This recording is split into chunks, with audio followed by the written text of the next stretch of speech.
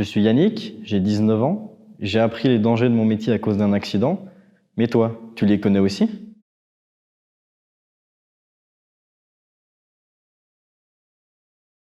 Je suis actuellement chauffeur poids lourd CFC, mais j'ai fait 2 ans de menuiserie avant. Je me suis réorienté durant ma formation. Pour mes hobbies, je fais de l'équitation et du tir à l'arc. Alors, mon accident s'est déroulé le 1er mai 2019.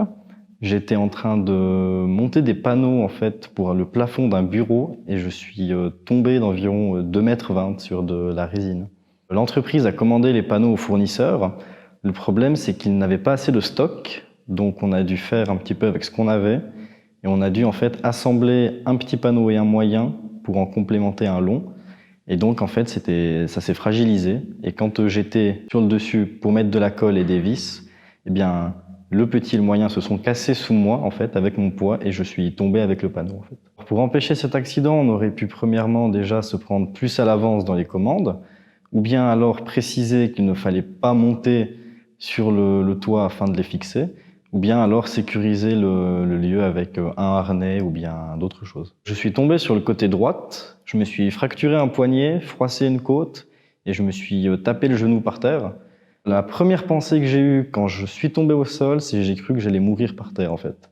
Vu que j'avais le souffle coupé, j'arrivais plus à respirer, je me suis dit bah c'est bon, c'est fini, dans 10 minutes tu te relèves pas quoi.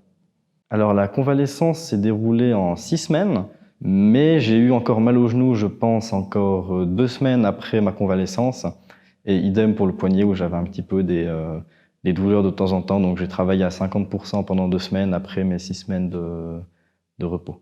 Alors la sécurité au travail, donc dans l'entreprise où j'ai eu mon accident, elle n'était pas très mise en avant ou importante.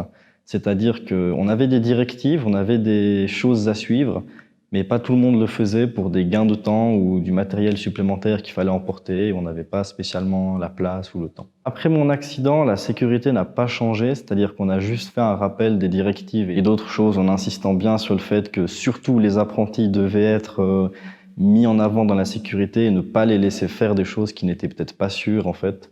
Parce que nous, on n'arrive pas à se rendre compte de qu'est-ce qui est spécialement sûr et certain ou pas en fait.